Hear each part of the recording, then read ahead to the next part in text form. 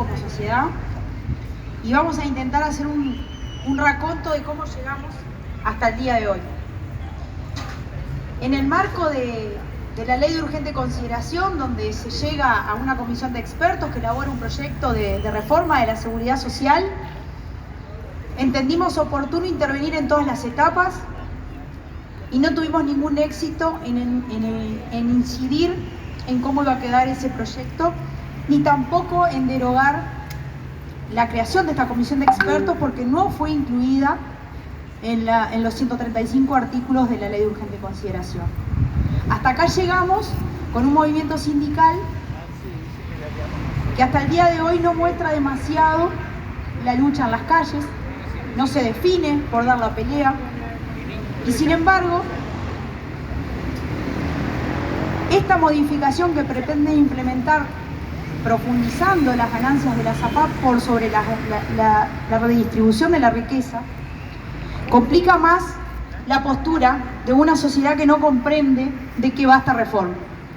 En 330 artículos que presentan, que pasaron de la Comisión del Senado el 20 de diciembre, la cual votan 9 senadores y 6 se oponen a ella, se pretende resumir el futuro del país. Hoy la caja notarial está diciendo lo que todo el país decía en el año 96 con respecto a la privatización de los dineros de los trabajadores. En estos 330 artículos, voy a leer el último, que dice claramente: derógase todas las disposiciones que directa o indirectamente se opongan a lo previsto por la presente ley. Quiere decir que si algo no quedó claro en los 329 artículos anteriores, el último artículo viene a rematar una cuestión que no sigue quedando clara para nadie. ¿Por qué? Porque la siguen discutiendo. ¿Por qué? Porque no están de acuerdo en la mayoría de las cosas. Y francamente no están de acuerdo. ¿Por qué motivo? Porque una reforma que se propone para reducir un déficit supuesto no puede llegar a menos que a reducir el mismo. Y está comprobado que esta propuesta no considera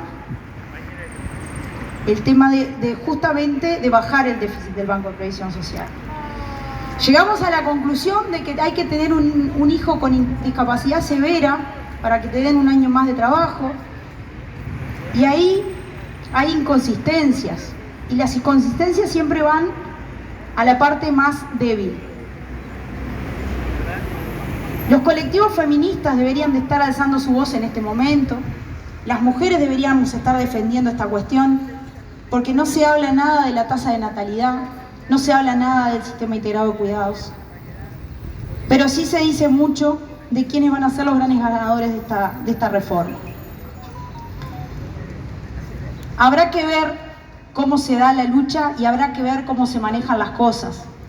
Porque sinceramente un pueblo que no retrocedió a pensar que en el año 96 habían privatizado sus salarios y hoy no se da cuenta que esto va a profundizar el camino que se retomó en los años 90, no tiene futuro, porque no está entendiendo que las rentas generales vienen de las empresas públicas que se defienden, como decía la compañera anterior.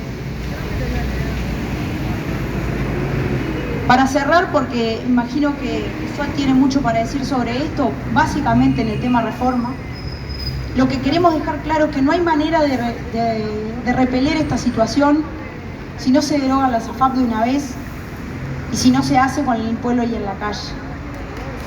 Más allá de eso, hay que tener claro cuál es el mecanismo. El único mecanismo que existe para eliminar la SAFAP es el plebiscito. Si no se ha entendido aún, lo único que puede bajar este sistema es un plebiscito. Y es con esa herramienta con la que tenemos que jugar a partir de acá. No vamos a obtener una voluntad política que vaya en contra de los grandes capitales y no se va a dar jamás, porque los dueños de la SAFAP son los bancos y es la clase dominante. En ese marco es en el que estamos desarrollando hoy esta intervención, este acto, y entendemos que hay mucho para decir y que la gente tiene que comprender que prometen una un ingreso universal para uruguayos y uruguayas, pero dejan las mismas restricciones que para la pensión de invalidez. Eso quiere decir que no están cumpliendo con lo que dijeron que iban a hacer. Entonces, aprendamos a entender entre líneas lo que quieren decir para poder defendernos entre todos y entre todas. La reforma de la seguridad social no es tal cosa. Hay que ir a un piso superador de derechos. Hay que estar pensando hoy en los compañeros que están en la calle luchando, compañeros que están quedando sin trabajo, jornaleros, con mucho menos derechos que los mensuales. Y hay que pensar en la educación. ¿Qué está pasando en la educación? ¿Qué está pasando en la educación privada sobre todo? Todos los días queda gente en la calle. El año que viene va a ser un año de cambios y va a arrancar justamente, tiene que arrancar con efervescencia, tiene que arrancar con movilización, tiene que arrancar con lucha. Y para eso tenemos que llegar a todos y a todas. Y sobre todo lo que tenemos que lograr es unidad en la discusión y es criterio para la discusión. Vamos a lograrlo solamente si estamos todos juntos.